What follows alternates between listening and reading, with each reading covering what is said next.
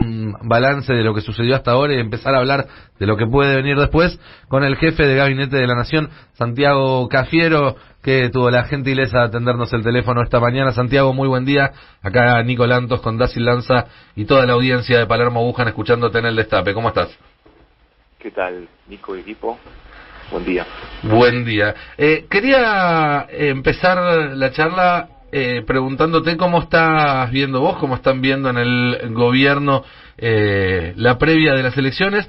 Había cuenta de que por el alto grado de ausentismo que se supone que puede llegar a haber y demás, las predicciones, las encuestas, los estudios son muy variados y no pareciera haber una idea clara de cuál puede llegar a ser el desenlace de estas primarias. En términos analíticos sí, coincido con vos. No sé si el ausentismo, me parece que eso no es. Creo que es una elección que se desarrolla en un momento muy excepcional del país y del mundo. Me parece que cuando uno ve también que los instrumentos para medir opinión pública en el mundo también han entrado también en crisis, porque han pronosticado cosas que después no sucedieron. Lo vimos en muchas elecciones de muchos países que se dieron en pandemia, digamos, ¿no? Con lo cual, la verdad que nosotros nos enfocamos más, teniendo en cuenta eso, nos enfocamos más en llevar nuestro mensaje, en multiplicar la fortaleza del peronismo, que es llegar a cada rincón de la Argentina con un mensaje de optimismo, con un proyecto de gobierno, con un proyecto de país unificado, que no tiene fisuras y que sabemos hacia dónde vamos. Y hoy con el principal enunciador de ese proyecto de país, que es el presidente, que lo que busca es, naturalmente, vencer a veces la cortina esta de humo y de desánimo que tratan con la que tratan de bloquear lo que está sucediendo en Argentina. En Argentina está sucediendo lo que el presidente está exhibiendo en cada una de sus visitas, con testimonios de empresas que invierten en el país, con testimonios de trabajadores que vuelven a recuperar su fuente de laburo, con una Argentina que desde el punto de vista económico ya se está reactivando y desde el punto de vista sanitario ya está saliendo de la pandemia a fuerza de vacunas, no a fuerza de otra cosa, a fuerza de vacunas y de cuidados, pero sobre todo a fuerza de vacunas. Llegaron a la Argentina más de 55 millones de vacunas que las trajo todas el presidente. Bien, y volviendo al tema de la elección de la semana que viene, ¿qué resultado creen ustedes que podría ser leído como positivo para el gobierno? ¿Cuál es el objetivo de mínima que se plantean? No, ni de mínima ni de máxima, no lo ponemos allí. Lo que nosotros confiamos y creemos es que la sociedad va a entender todo el trabajo que se hizo, a pesar de que permanentemente tratan de bombardear con desánimo y baja autoestima. Yo creo que el pueblo que tenemos es un pueblo maravilloso, resiliente, que se pone de pie, que a pesar de venir de 3 años consecutivos de recesión, el último por pandemia y el anterior del gobierno anterior, o sea, 2018-2019, por política económica, por decisión de política económica, y el 2020 por producto de la pandemia. Después de esos 3 años, la Argentina este año vuelve a crecer. Ese crecimiento tiene que ser, como lo ha dicho el presidente, tiene que ser distribuido socialmente. Entonces ese crecimiento que nosotros proyectamos entre un 7 y un 8%, bueno, se tiene que ver reflejado también en que los salarios le ganen a la inflación, en que los saberes jubilatorios le ganen a los precios, en que se mejore la calidad de vida de los argentinos. Claro que no es de un día para el otro, pero sí es el camino que nosotros hemos trazado, y me parece que eso los argentinos y argentinas lo reconocen, y bueno, o pretendemos que sea mayoritario ese reconocimiento, pero realmente lo estamos viendo en las recorridas, lo estamos viendo todos los que llevan al frente de la campaña, desde el concejal de la ciudad más alejada de los centros urbanos, hasta los legisladores, hasta los que van de diputados, los senadores, hasta todos los que están haciendo campaña, los militantes de las mesitas en las estaciones de trenes. Todos van viendo y van palpitando como hay un reconocimiento a la tarea del gobierno, y como hay sobre todo un reconocimiento a que se hizo lo que se tenía que hacer, se hizo lo correcto, que efectivamente las medidas de restricción, las medidas de cuidado son duras, pero la verdad que hasta acá han servido porque en definitiva es el modo de haber bajado los casos, aquellas veces que los casos tenían unas curvas exponenciales de contagio, y la única forma era a partir de este tipo de medidas, que fueron acompañadas por el pueblo. El esfuerzo lo hizo toda la sociedad, esa también es la realidad. Está claro. El gobierno fijó las pautas, pero hubo un gran acompañamiento. Bueno, recrear esa confianza es parte de este último tramo de campaña, que es un trabajo muy militante como lo pensamos nosotros. Bien, Santiago, ¿va a haber después de las elecciones un llamado al diálogo a otras fuerzas políticas, como se viene comentando en estos días? No lo sé. ¿En qué sentido me decís? Ayer habló Sergio Massa en un acto de la necesidad de sentarse a hablar con la oposición en encontrar una serie de políticas de Estado. Se había hablado también unos días antes de una serie de 10 propuestas en común. Mira, yo lo que creo es que tanto Sergio como Máximo, la tarea que llevan adelante ellos de tratar de encontrar consensos en el Poder Legislativo, en la Cámara de Diputados, naturalmente que eso tiene una dinámica que es cotidiana. Nosotros lo que vemos también ahí es que muchas veces encontramos que hay una obstrucción a las propuestas del gobierno. Y bueno, quienes más lo terminan también sufriendo son los compañeros y compañeras que tienen la tarea legislativa, que tienen que generar los consensos para que las leyes salgan. Nosotros, a partir de esa construcción de algunos consensos mínimos, pero no mayoritarios, es que pudimos avanzar, por ejemplo, en leyes que fueron estructurantes para todo este tiempo. La Ley de Solidaridad Social y Reactivación Productiva, apenas iniciamos la gestión, fue estructurante para que el Estado vuelva a tener capacidad fiscal para llevar adelante política pública, y después, sin duda, lo que ha sido el aporte de grandes fortunas.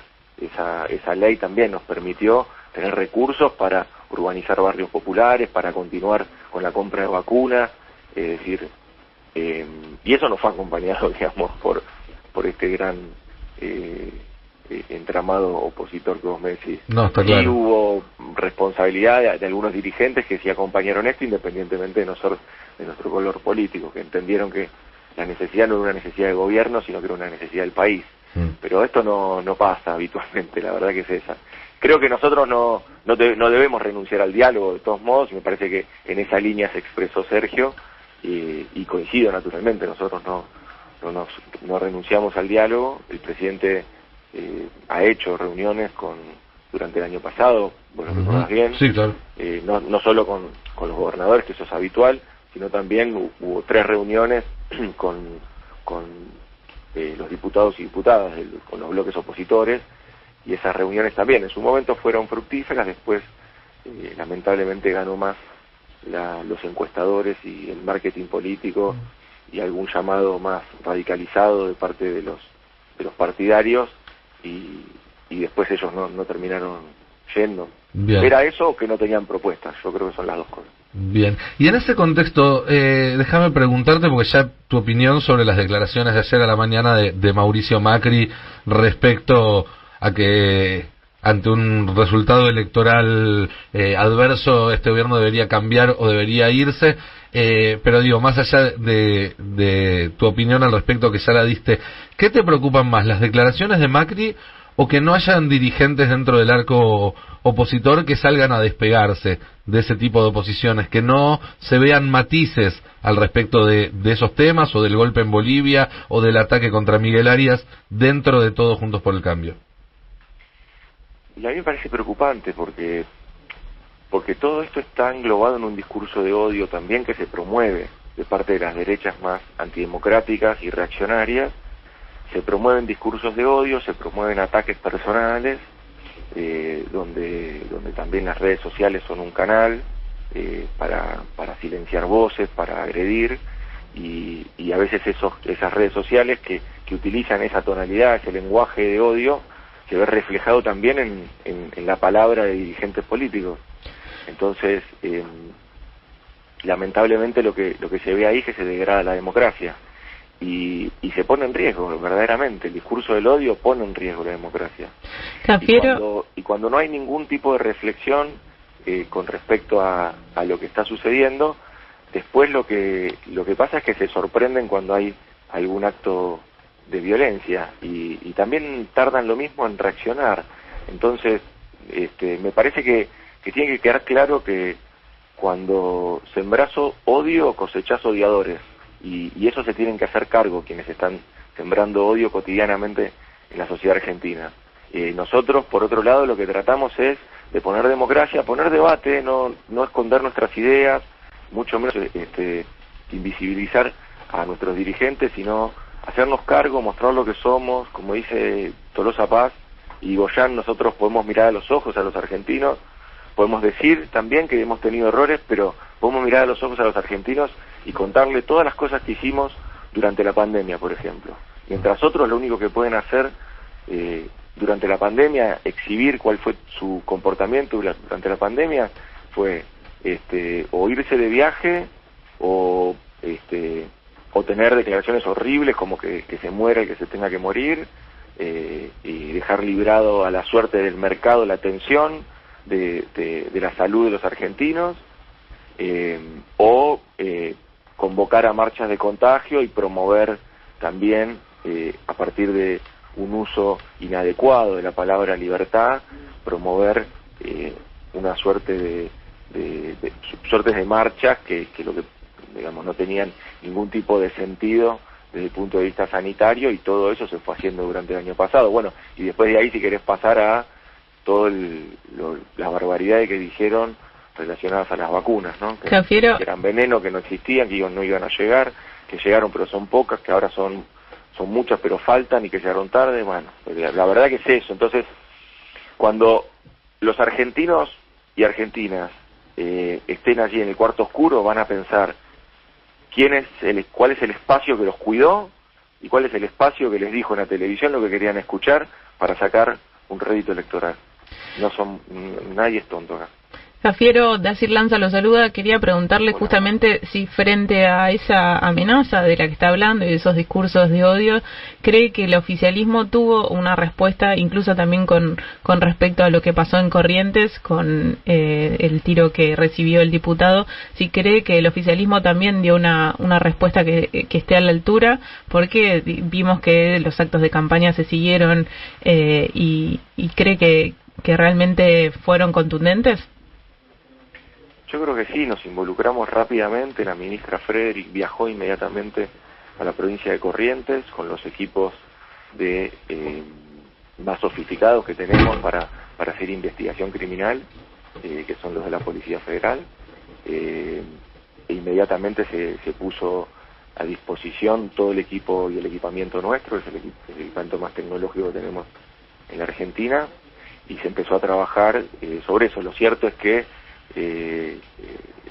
lo que sucedió es que en realidad, sobre todo en la provincia de Corrientes, lo que pasaba es que eso ya era un cierre de campaña, ya no había más actividades más allá del acto eleccionario ese domingo, digamos, ¿no? Entonces, sí, naturalmente que a nosotros nos conmovió mucho. Creo que tiene que conmoverse toda la política cuando pasan este tipo de hechos, pero sí, yo creo que el gobierno actuó correctamente. Estamos ahí con nuestros dirigentes acompañando también a la familia, y me parece que actuamos de modo correcto. Y con respecto a los discursos del odio, siempre hemos alertado las consecuencias del discurso del odio. El discurso del odio pueden ser leídos hasta como golpes de efecto para los medios de comunicación, pero nosotros siempre alertamos que esos discursos dañan a la democracia, y lo venimos diciendo desde hace un tiempo. En esa línea también Macri le respondió a los dichos suyos sobre justamente las declaraciones previas de Macri, que dijo que usted era un hombre limitado o limitadito. No sé si lo escuchó y si tiene alguna respuesta para él. Me lo pasaron por WhatsApp. La verdad que no tengo mucho tiempo de escuchar al expresidente. Nosotros tenemos que poner a Argentina de pie, hacer rutas, hacer las obras que nos hicieron, traer vacunas. Pero, mira, yo creo que lo principal ahí es esto. Él termina aplicando una argumentación que es una argumentación como ad hominem. Las argumentaciones ad hominem son las argumentaciones que se dirigen a los hombres, propio eso de cuando no tenés argumentos tratas de descalificar al enunciador, y eso me parece que es lo que trata de hacer para desviar la atención. Yo creo que él debió utilizar su tiempo para explicar en todo caso qué quiso decir, y para, obviamente, si él es un hombre de la democracia, poder marcarlo con más vehemencia, eso, y que, bueno, efectivamente, si tuvo una frase que no la pensó, que puede ser, no sería la única, poder corregirla. Pero lejos de eso, lo que buscó es este tipo de argumentación, pero digo, a mí me tiene sin cuidado, si me decís de lo personal, no está en mi sensibilidad de lo que piensa Mauricio Macri de mí.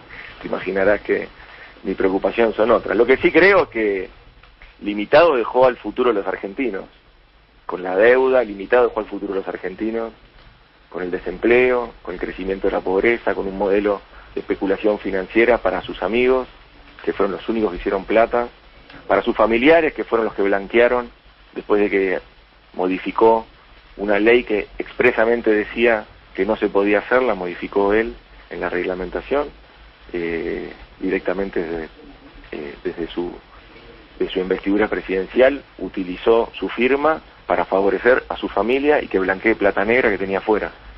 Eso no es un dato.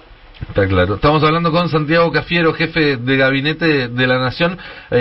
Ahora querría proyectar un poco a lo que va a pasar después de las elecciones, después de noviembre, y mi pregunta en ese sentido es si el oficialismo en noviembre consiguiera finalmente mayoría propia, quórum propio en ambas cámaras, ¿cuál sería el primer proyecto de ley que enviarían después?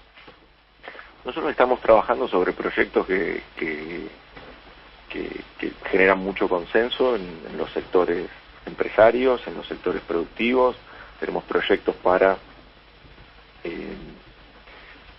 todo lo que es la ampliación del complejo agroindustrial, es decir, todas las ramas de la agroindustria, y generar incentivos de exportación. Después también tenemos y trabajamos con el sindicato de SMATA en un proyecto para fortalecer y proyectar la industria automotriz en nuestro país, que eso también es necesario, y sobre todo por las transformaciones tecnológicas que está teniendo esa rama. Estamos trabajando también, queremos avanzar sobre la producción industrial de cannabis medicinal, queremos avanzar sobre los proyectos que son relacionados a electromovilidad. Tenemos realmente muchos proyectos que van en la línea de lo que venimos haciendo, y que creemos que con fuerza de ley vamos a poder aplicar los incentivos necesarios para que muchas de esas ramas, que son muy dinámicas, generen la producción y el empleo que la Argentina necesita para reducir la pobreza. Bien, hay varias iniciativas que se están discutiendo dentro del Frente de Todos. Algunas de ellas tienen que ver con un salario o una renta universal, otras tienen que ver con reducción de la jornada laboral, pero todas ellas en realidad lo que apuntan es a un shock redistributivo que vuelva a llenar los bolsillos de las personas con menos recursos, a una velocidad mayor que la que se puede ir recuperando mediante las paritarias, porque la pérdida en los últimos años fue fenomenal. Más allá de cada uno de estos proyectos puntuales, la idea del gobierno es avanzar de alguna manera en una medida que genere un shock redistributivo. Nosotros venimos recuperándonos. Tenemos que también, Nico, ser conscientes de el punto de partida. A veces se enojan cuando hablas del punto de partida, pero mirá, yo siempre trato de citarlo a Kirchner acá, porque recuerdo muy bien cuando él apenas inició la gestión, recuerdo esa frase que él decía: tenemos que poder saber bien y reconocer cuál es el punto exacto de nuestra construcción social. ¿Y por qué Kirchner decía eso? Porque por dos cosas. Primero, para poder evaluar ser más justos en la evaluación, porque si vos no sabes cuál es tu punto exacto de partida, después en la evaluación no sos justo, no sabes si es mucho, es poco, no sabes qué es lo que estás consiguiendo en relación a qué. Y después, por otro lado, me parece que también eso evita que se desvíe el camino. Si uno conoce cuál es el punto exacto donde está saliendo, evita también que que el camino se desvíe. Entonces, el punto exacto nuestro es con una caída del salario real de 20 puntos. Entonces lo que nosotros tenemos que recuperar son esos 20 puntos de caída del salario real, o de jubilaciones, de haberes jubilatorios, 19 puntos de haberes jubilatorios se perdió en la Argentina. Entonces, claro, eso es lo que tenemos que recuperar.